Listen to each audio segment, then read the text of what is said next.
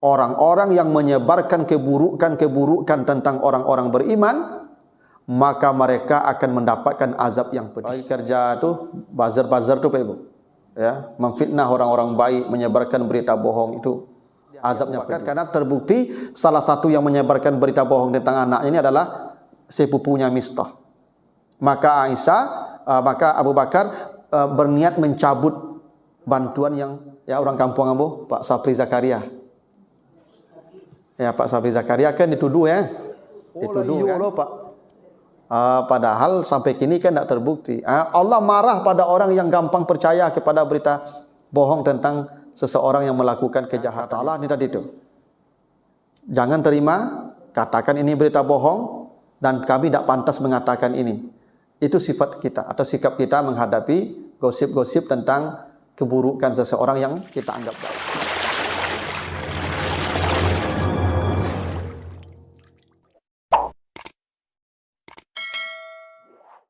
Assalamualaikum warahmatullahi wabarakatuh. Alhamdulillahi rabbil alamin. Wassalatu wassalamu ala asrafil anbiya'i wal mursalin wa ala alihi wa ashabihi ajmain. Bapak, ibu-ibu, kaum muslimin, jamaah subuh yang dimuliakan Allah, kembali kita bersyukur kepada Allah atas segala karunia-Nya. Salawat dan salam untuk Nabi kita Muhammad sallallahu alaihi wasallam. Bapak Ibu yang saya muliakan, kita lanjutkan kembali bahasan kita tentang sirah nabawiyah atau sejarah hidup Nabi, yang pagi ini kita akan bahas perhara di rumah tangga Nabi ketika istri Nabi Aisyah digosipkan, ya, berselingkuh dengan seorang pemuda bernama Safwan bin Mu'attal, yang membuat Nabi tergoncang hingga rumah tangga Nabi itu mengalami prahara. Nah, ini terjadi pada tahun ke-5 Hijriah.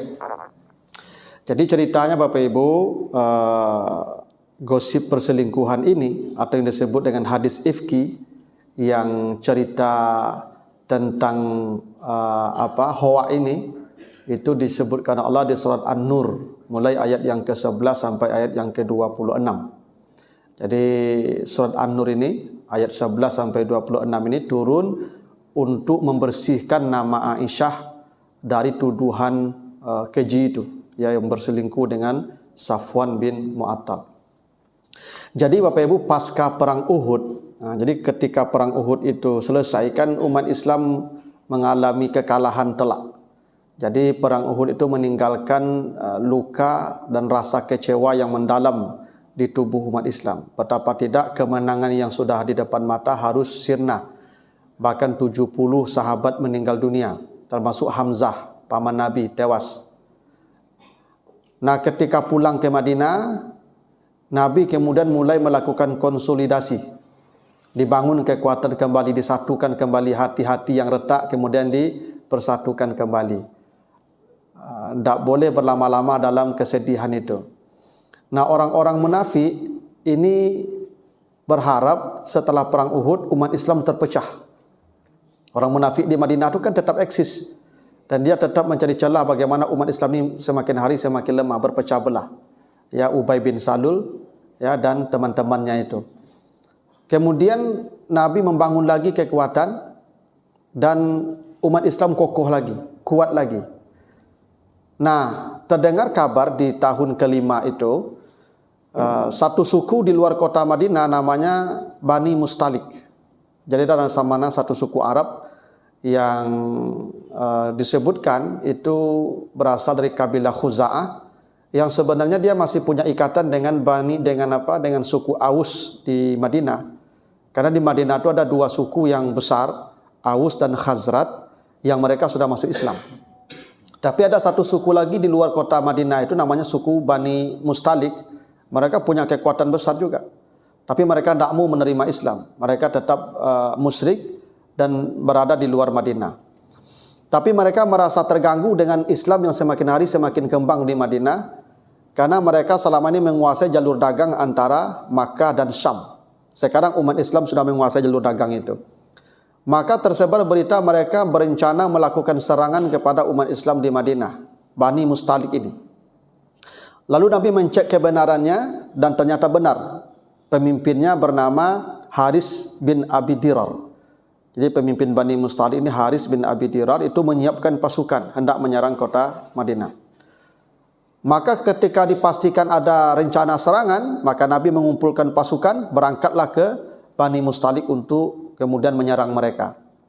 Dan terjadilah peperangan, dan itu peperangan yang dikenal dengan perang Bani Mustalik atau perang Muraisy namanya, yang terjadi di pinggir mata air Muraisy milik Bani Mustalik. Dalam peperangan itu umat Islam menang, dan yang kalah tentu ditawan, sebagian terbunuh, termasuk anak daripada suku kepala sukunya.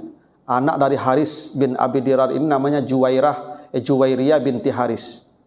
Jadi Juwairiyah ini anak daripada Haris bin Abi Dirar. Lalu kemudian tawanan perang dibawa pulang ke Madinah. Lalu kemudian masing-masing dapat bagian harta rampasan, termasuk Nabi. Kepada Nabi diserahkanlah tawanan perang Juwairiyah tadi, Juwairiyah binti Haris, anak kepala suku Bani Mustalik. Lalu oleh Nabi dimerdekakan Juwairiyah. Melihat Nabi memerdekakan Juwairiyah, semua sahabat pun merdekakan tawanan perang. Dan kemudian mereka semua masuk Islam, termasuk Juwairiyah, dan akhirnya dinikahi Nabi. Maka Juwairiyah binti Haris kemudian jadi istri Nabi. Nah, jadi Bapak Ibu, hadis ifki ini, gosip perselingkuhan ini terjadi ketika pulang dari Bani Mustalik ini. Jadi Nabi Muhammad membawa Aisyah dalam rombongan. Sebab begini Bapak Ibu, dulu dalam perang-perang itu biasa pasukan bawa perempuan, bawa istri mereka. Ya, dulu ketika perang Uhud terjadi, itu Abu Sufyan bawa Hindun, istrinya. Pemimpin-pemimpin perang biasa bawa istri itu, Pak. Dan bukan hanya pemimpin, sebagian bawa istri juga. Kenapa bawa istri? Ada tugas perempuan di medan perang itu. Satu, membantu merawat pasukan yang cedera, yang luka-luka. Yang kedua, menyiapkan logistik makanan. Yang ketiga, sebagai penyemangat. Ini perempuan ini jadi supporter nih. Karena perang kan tidak seperti sekarang, Pak. Pakai tombol lalu peluru terbang. Tidak. Dulu perang itu adu jotos. Maka perlu ada perempuan penyemangat. Itu sama kayak permainan, Pak. Kan di stadion tuh ada perempuan tuh. Itu main basket ada namanya yang menari itu, Pak. Ya, supaya semangat bertempurnya. Biasa orang Arab dulu begitu, Pak. Bawa perempuan. Nah, tapi yang paling hebat, kenapa bawa istri, bawa perempuan, bawa anak ketika perang? Agar pasukan tidak boleh lari. Kalau lari, istri diambil. Maka pilihannya hanya dua, menang atau mati. Lari tidak ada kamusnya. Kalau lari, istri kita diambil orang, karena jadi tawanan perang tuh langsung tuh. Itu kenapa sebagian orang dulu ketika perang bawa istri. Nah, jadi tidak salah tuh Ibu ya, dalam sejarah tradisi Arab tuh kalau perang tuh bawa perempuan, bawa istri mereka. Nah, Aisyah ikut di perang Bani Mustalik ini. Ikut. Nah, dalam perjalanan pulang ke Madinah, Aisyah tuh kan dibopong pakai tandu. Ya, tandu dikasih tenda, keranda ya, kayak keranda itu. Aisyah duduk di situ dan sahabat ramai-ramai membopongnya itu. Ya, Nabi jalan. Nah, dalam perjalanan pulang ke Madinah setelah perang Bani Mustalik selesai, itu kalung Aisyah jatuh dari keranda tadi, jatuh.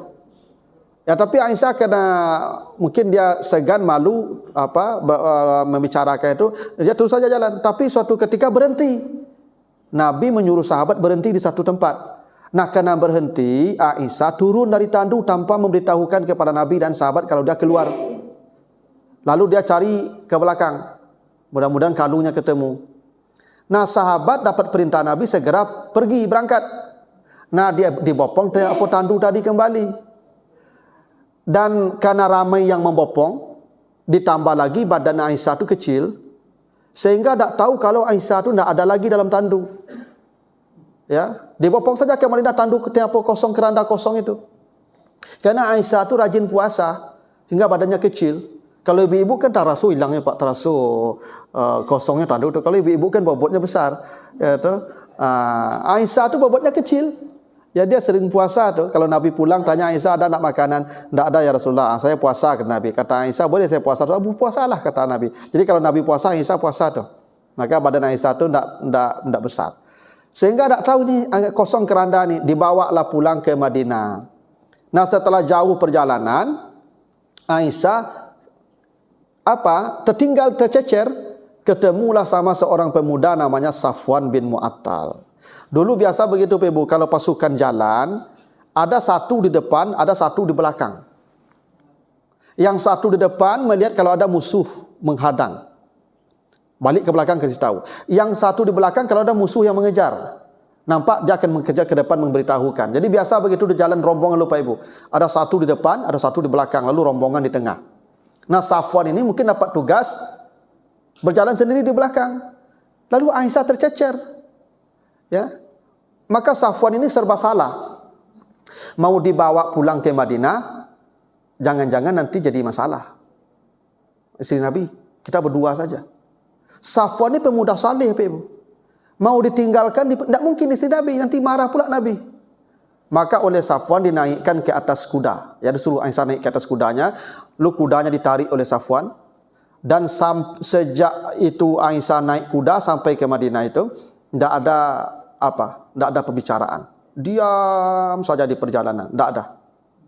Menjaga harga diri, ini istri Nabi, tidak ada bicara. Tapi ini dilihat oleh orang-orang munafik. Karena orang munafik ikut dalam perang dulu. Ini kesempatan nih. Ini peluang emas untuk memecah belah umat Islam. Maka orang munafik menebarkan fitnah bahwa Aisyah berselingkuh dengan Safwan. Maka penduduk Madinah pun heboh dengan gosip ini. Apalagi ibu-ibu. Ibu-ibu kalau ada modeko makanan empuk. Ya toh? Maka heboh ini Pak. Setiap rumah membicarakan ini. Hingga Nabi pun terganggu. Ya, Nabi pun marah. Sebenarnya Nabi marah itu bukan percaya Aisyah berselingkuh, enggak. Cuman Nabi itu marahnya ke Aisyah, kenapa tadi keluar tandu enggak bicara. Andai tadi keluar tandu bicara, tentu Nabi suruh sahabat mencari ke belakang sini. Tolong bantu carikan. Kenapa keluar tanpa memberitahu? Itu yang membuat Nabi marah kepada Aisyah. Maka Nabi tidak menegur Aisyah. 3 hari Nabi mendiamkan Aisyah. Sampai dada Aisyah terasa sesak karena didiamkan Nabi. Saya boleh ibu kalau dari sapu apa? Ibu kalau dari sapu apa 3 hari tidak sasak ngok ya. Kecuali lah 3 hari sakak kena namanya mana tu mah.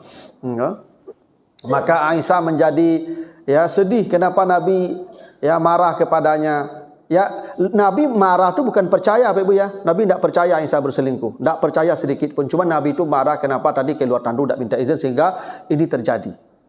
Maka turunlah ayat ini. An-Nur ayat 11 sampai ayat 26 membersihkan nama Aisyah dan mengajarkan kepada penduduk Madinah bagaimana bersikap terhadap gosip ini. Jadi memang Bapak Ibu hampir semua penduduk Madinah itu terpengaruh dengan gosip ini. Bahkan istri Abu Ayyub Al-Ansari itu berkata kepada siapa? Kepada suaminya Abu Ayyub ndak nyangka ya, bahasa awaknya ndak. Yo ndak wak sangko sakete Allah yo Aisyah lah ndak. Kata istri Abu Ayyub ke Abu Ayyub. Besok Pak Ibu jangan lalu kan ada sawi kawak begitu. Ya toh. Apa kata Abu Ayyub kepada istrinya? Ummu Ayyub, kata Abu Ayyub ini Pak. Saya ini kalau berzina dituduh orang, kamu percaya enggak? Kata Abu Ayyub ke istrinya, kalau ada yang menuduh saya berzina, kamu percaya enggak? Kata Abu Ayyub, kata istrinya, oh saya enggak percaya, karena engkau beriman, engkau saleh. Kata istri Abu Ayyub, kalau ada yang menuduh engkau berzina, saya pun tak akan percaya, karena engkau saleh. Apa kata Abu Ayyub? Aisyah lebih baik dari engkau. Dan Safwan bin Mu'attal lebih baik dari saya. Kenapa kau percaya kalau mereka dituduh berzina? Kata Abu Ayyub. Memang itu umat Islam di Madinah terpecah Pak, dengan gosip yang disebarkan oleh Abdullah bin Ubay bin Salul ini dan kawan-kawan ini tentang perselingkuhan ini. Maka turunlah ayat ini. Apa kata Allah? Innal ladzina ja'u bil ifki usbatum minkum. Orang-orang yang menyebarkan berita bohong, ifkun namanya, hoak, tentang perselingkuhan Aisyah dengan Safwan, itu adalah golongan kamu sendiri, umat Islam sendiri. Usbah, kelompok besar dari umat Islam sendiri. Jadi Bapak Ibu, Masya Allah, memang dari dulu Pak, yang menggosipkan, yang menyebarkan ya keburukan-keburukan Islam itu umat Islam sendiri Pak. Yang mencari salah ulama, cari salah ustadz, cari salah ya tokoh-tokoh Islam, itu umat Islam sendiri. Yang mencari salah Buya Hamka itu bukan non-muslim Pak, orang Islam sendiri. Dari dulu sudah begitu Pak. Yang menghancurkan kredibilitas tokoh-tokoh Islam itu usbatun minkum, kamu sendiri. Ya, terutama orang-orang munafik. Makanya kata Allah, yang menyebarkan berita bohong itu adalah orang-orang dalam. Maka salah satunya Pak, nanti akan ada di ayat 22-nya itu, Abu Bakar sempat marah dan akan mencabut bantuannya. Salah satu yang menyebarkannya di samping Abdullah bin Ubay bin Salul tadi adalah Mistah namanya. Mistah ini sepupu Abu Bakar Pak. Bayangkan tuh Pak, sepupu Abu Bakar menfitnah anak Abu Bakar berselingkuh. Kan bukan orang lain Pak, Mistah namanya. Itu kenapa Nabi di ayat Allah menceritakan di ayat 22 itu diceritakan nanti Abu Bakar setelah ini ayat ini turun, terbukti bahwa Aisyah tidak bersalah, terbukti ini hanya hoak ya, berita palsu. Itu Abu Bakar bersumpah akan mencabut bantuan kepada Mistah. Maka ayat 22 itu khusus untuk Abu Bakar tuh, jangan kau cabut, falyafu walyasfahu, tetap kasih bantuan dia. Jadi kata Allah, yang menyebarkan berita bohong itu usbatun minkum, itu dari dalam sendiri. Nah, kata Allah, lah tasabuhu syarral lakum bal huwa khairul lakum. Jangan kau kira, kata Allah, kalau ada orang menyebarkan berita bohong tentang dirimu, itu keburukan bagimu. Jangan kau kira itu keburukan, itu kebaikan untukmu. Kenapa? Semakin banyak orang menyebarkan berita bohong tentang kita semakin panen pahala di akhirat. Jadi Bapak Ibu, kita difitnah orang, nama buruk, nama baik kita dicemarkan orang, ya toh? Kita nanti akan terima transferan pahala Pak. Bapak kalau menggosipkan sesuatu tentang saya yang saya tidak melakukan itu, maka nanti di akhirat Bapak diperlihatkan amal Bapak ke saya suruh pilih mau amal apa. Kebetulan bulu haji lah, amal haji apa tu saya? Ada. Kata Allah, jangan kau kira kau kalau digosipkan orang tentang sesuatu keburukan itu buruk. Kata Allah, bal huwa khairul lakum. Gosip tentang kamu itu kebaikan. Bapak Ibu kalau sering menggosipkan orang, nanti Bapak Ibu akan memberikan amal kita kepada orang itu. Kebaikan bagi dia tuh Pak. Nah, itu maksudnya itu. Likulli imri'in minhum maktasaba fin minal ismi. Semua yang menyebarkan berita bohong tadi akan mendapatkan dosa yang besar. Makanya namanya ismun. Jadi Bapak Ibu menyebarkan, Bapak Ibu tidak membuat berita bohong, menyebarkannya, men-share-nya. Yang men-share berita bohong itu atau hoak itu kata Allah ismun, akan mendapatkan dosa besar. Jadi orang-orang di Madinah itu yang bukan hanya yang sumber beritanya, yang menyebarkan sehingga ini dari mulut ke mulut tersebar. Kan sering ibu-ibu tuh bicara begini tuh, kok ada cerita baru kok, tapi kok rahasia kok. Ya, dan ke ibu disebutnya kok, dan dia percaya ke ibu kok. Yang bicara itu kata Allah itu akan mendapatkan dosa besar. Wallazi tawalla kibrahu minhum lahu azabun azim. Siapa yang mengambil bagian besar dari dosa ini, maksudnya yang menjadi sumber berita, yang menjadi penyebarnya, kemudian ini berita hampir padam, disebarkan lagi, diungkit lagi, kata Allah lahum azabun azim. Orang ini akan mendapatkan azab yang besar. Itu peringatan Allah begitu. Makanya kalau ada berita itu hati-hati, seleksi. Kalau sumbernya tidak jelas, apalagi menyangkut nama baik orang, jangan pernah menerimanya, apalagi men-share-nya. Tu Allah sebut, ini dosa besar dan azabnya besar. Kata Allah, laula iza sami'tumuhu zannal mu'minun wal mu'minat bi anfusihim khairan wa qalu haza ifkun mubin. Kenapa kalian tidak berkata, ni Allah peringatkan penduduk Madinah yang sedang dimakan isu ini, yang sedang termakan isu ini. Kenapa kalian kalau ada orang-orang baik di antara orang beriman yang diisukan tentang sesuatu yang negatif, kenapa kalian tidak berprasangka baik pada mereka? Dan kamu berkata ini kebohongan, ini hoak. Kalau ada ustaz saleh nampak di Bapak Ibu, lalu kini sekarang ada nama baiknya dicemarkan, dia dikusipkan berselingkuh, ibu langsung counter, tidak mungkin beliau orang baik. Begitu sikap kita, Pak. Saya nih diisukan ada ini tertangkap, ini ada selingkuh. Ini tidak ada saksi, tapi ini gosip bahwa saya berselingkuh. Ibu langsung saja katakan, tidak mungkin ustaz itu orang saleh. Begitu caranya, berbaik sangka, kata Allah. Kan kadang-kadang kalau diawak kan nak betul tu. Ustaz kabarnya selingkuh. Cik ibu, undi tak menyangku sakit Allah yo Allah ndak. Itu ndak betul loh, Pak. Tak begitu. Walaupun memang dia berbuat, nanti soal lainlah kalau dia berbuat. Tapi ketika kabar buruk datang menimpa orang-orang baik di antara orang beriman, kata Allah, sikap kita ini sebagai orang beriman berprasangka baik. Dan katakan ini hoak. Ya. Kecuali dia bisa membawa bi'arba'ati syuhada, kecuali ada 4 orang saksi yang bersumpah. Kalau begitu sudah terimalah. Misalnya yang menyampaikan berita tadi bahwa saya ini katanya berselingkuh dan ini saksinya 4 orang nih. Bersumpah, demi Allah saya lihat dengan mata kepala saya, itu baru benar. Ini kan perselingkuhan Aisyah dengan Safwan, tidak ada saksi.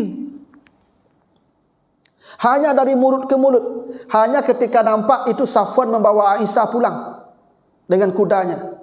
Lalu orang menebarkan berita perselingkuhan tanpa ada saksi yang kejadian di tempat perkara. Lalu kenapa kalian percaya, kata Allah? Padahal ini berita tidak memenuhi syarat-syarat untuk bisa dipercayai. Syarat berita bisa dipercayai itu, kata Allah, harus mendatangkan laula ja'u alaihi bi arba'ati syuhada. Datangkan 4 orang saksi, baru terima berita itu. Ini tidak ada saksi yang melihat, hanya berita dari mulut ke mulut, lalu kalian sebarkan, kata Allah. Jadi Allah memarahi penduduk Madinah, Bapak Ibu, untuk membela Aisyah. Karena Aisyah itu betul-betul terpukul, Pak, jiwanya dengan tuduhan ini. Sehingga rumah tangga Nabi itu ikut goncang ketika itu. Ya. Kalau mereka tidak membawa 4 orang saksi, faulaika indallah humul kazibun. Itulah pembohong. Makanya Bapak Ibu dalam aturannya kalau ada orang menuduh perempuan baik-baik berzina, tidak ada 4 orang saksi, yang menuduh itu dicambuk. Ya. Tidak bisa terima tuh. Maka kata Allah, walaula fadlullahi alaikum wa rahmatuh fid dunya wal akhirah lamassakum fima afattum fihi azabun azim. Tapi Allah memaafkan kamu. Orang-orang itu suruh bertobat semua. Ya. Dan Allah memberi maaf kepada mereka dan tidak mengazab mereka, padahal apa yang mereka lakukan itu dosa besar. Ya. Maka kata Allah, walaula iz sami'tumuhu qultum ma yakunu lana an natakallama bihaza subhanaka haza buhtanun azim. Allah mengatakan, kenapa kamu ketika mendengar berita ini tidak berkata, kami tidak pantas memperkatakan ini. Jadi kalau ada orang, Bapak Ibu, menyampaikan berita bohong tentang orang baik, orang saleh, maka kita berkata, kami tidak pantas mengatakan ini. Itu bahasa kita, Pak. Begitu adabnya. Aisyah itu baik, istri Nabi, anak Abu Bakar, anak sahabat mulia. Tidak pantas kita mengatakan yang buruk tentang dia. Harusnya begitu kamu katakan, kata Allah. Maha suci Allah. Ini adalah buhtan. Buhtan itu fitnah yang keji. Jadi ghibah, kalau ghibah itu kita membicarakan sesuatu tentang orang yang benar-benar ada pada orang itu. Si anu memang dia berzina, terbukti. Menyebut dia berzina itu namanya ghibah. ya, membicarakan perbuatan dia itu ghibah, nama dosa besar juga. Sama dengan makan bangkai manusia. Ini dia tidak berzina, kita tuduh berzina, namanya buhtan. Yang disebut fitnah dalam bahasa Indonesia itu, Pak. Jadi fitnah dalam bahasa Indonesia itu bahasa Arabnya itu buhtan. Nah, ini buhtan. Maka kata Allah, ya'izukumullah an ta'udu limislihi abadan in kuntum mu'minin. Jangan pernah kalian mengulangi ini ke depan. Ini penduduk Madinah Pak dimarahi Allah. Karena memang mereka sudah sibuk bicara tentang Aisyah ini. Kata Allah, jangan pernah mengulangi lagi pembicaraan ini selama-lamanya jika kalian masih mengaku beriman. Begitu besarnya ya marah Allah kepada penduduk Madinah. Lalu kata Allah, innal ladzina yuhibbuna an tashi'al fahisha fil ladzina amanu lahum azabun alim. Orang-orang yang menyebarkan keburukan tentang orang-orang beriman, maka mereka akan mendapatkan azab yang pedih. Nah, inilah Bapak Ibu ya, jangan kita gampang menebarkan itu, berita bohong itu. Sekarang berita bohong kok gampang tersebarnya Pak. Ya. Apalagi kerja itu buzzer tuh Pak Ibu. Ya, memfitnah orang-orang baik, menyebarkan berita bohong itu azabnya pedih. Nah, ini ayat turun, akhirnya nama Aisyah bersih. Penduduk Madinah kembali menyadari kesalahan mereka. Gosip berhenti. Orang-orang munafik ini makin kesal, Pak. Karena Madinah kemudian sudah kondusif kembali, tidak ada lagi isu ini. Tapi kemudian Abu Bakar ini meninggalkan bekas di hati Abu Bakar karena terbukti salah satu yang menyebarkan berita bohong tentang anak ini adalah sepupunya Mistah. Maka Abu Bakar berniat mencabut bantuan yang, jadi begini Pak, Mistah ini miskin dia. Oleh Abu Bakar dikasih belanja tiap bulan. Ya Pak. Tiap bulan dikasih belanja oleh Abu Bakar Pak Mistah ini. Tapi dia yang menyebarkan fitnah Aisyah berselingkuh. Bayangkan Pak, perasaan kira-kira Pak, orang yang tiap bulan lagi belanja rumah tangganya Pak. Dia yang memfitnah. Ya wajar Pak Abu Bakar itu marah. Kok tiba dakwah tuh Pak, mungkin kena lapak tuh. Ya, tuh. Tapi Abu Bakar enggak, dia bertekad saya enggak akan memberikan lagi bantuan. Maka kata Allah, ya ayyuhallazina kata Allah di ayat 22-nya, la ya'tali ulul fadli minkum wassa'a an ya'tu ulil qurba wal masakin wal muhajirin fi sabilillah wal ya'fu wal yasfahu. Jangan pernah orang-orang yang memiliki kelapangan di antara kamu bersumpah memutuskan bantuan kepada orang-orang miskin dari kalangan muhajirin dan karib kerabatnya. Ini khusus Abu Bakar nih Pak. Ini Mistah ini karib kerabatnya Abu Bakar. Kata Abu Bakar, mulai bulan besok saya akan bantu lagi. Turun ayat ini, jangan bersumpah. Orang-orang yang memiliki kelapangan menghentikan bantuan kepada karib kerabatnya yang miskin daripada muhajirin. Kata Allah, wal ya'fu, maafkan dia, wal yasfahu, tetap beri bantuan dia. Ini hebatnya agama ini Pak. Orang yang menyebarkan berita bohong tentang diri kita, orang itu kasih bantuan pertama. Ya Pak. Jadi kalau ada orang menyebarkan berita bohong tentang kita, dia yang pertama kasih bantuan. Itu hebatnya Masya Allah. Ya Pak. Jadi makanya Pak, kalau ada tokoh-tokoh Islam ini difitnah Pak, nanti kalau jadi pejabat tokoh Islam tuh, yang tukang fitnah tuh kasih jabatan. Cari dia yang tukang fitnah tuh Pak, kasih jabatan. Itu Al-Quran yang mengajarkan tuh Pak. Itu. Jangan balas keburukannya tuh, kasih dia kebaikan. Seperti Mistah, ya, yang memfitnah itu Aisyah berselingkuh, maka oleh Abu Bakar tetap dikasih bantuan tiap bulan, BLT. Nah ini Bapak Ibu, kejadian yang terjadi di rumah tangga Nabi pasca perang Uhud, ya, yang setelah perang Uhud ada satu perang lagi namanya perang Bani Mustalik, dan peristiwa hadis ifki ini atau berita bohong tentang perselingkuhan Aisyah ini terjadi dalam perjalanan pulang dari Bani Mustalik ke Madinah. Kemudian Allah membersihkan khusus nama Aisyah. Jadi Aisyah ini memang wanita yang mulia, sampai-sampai Allah yang membersihkan nama baiknya. Ya Pak. Jadi yang membersihkan nama baik Aisyah itu adalah Allah sendiri Pak. Dengan menurunkan surat An-Nurin ayat 11 sampai ayat 26. Dan ini ya, mengajarkan kepada kita semua bagaimana bersikap kalau ada orang-orang baik yang nama baiknya dicemarkan.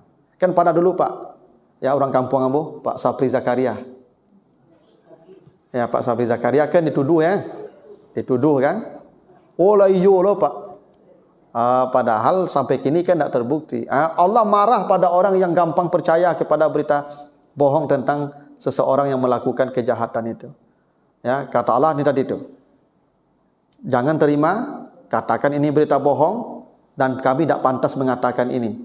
Itu sifat kita atau sikap kita menghadapi gosip-gosip tentang keburukan seseorang yang kita anggap baik.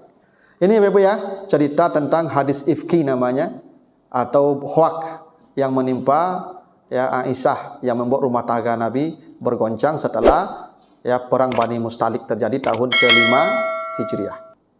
Begitu?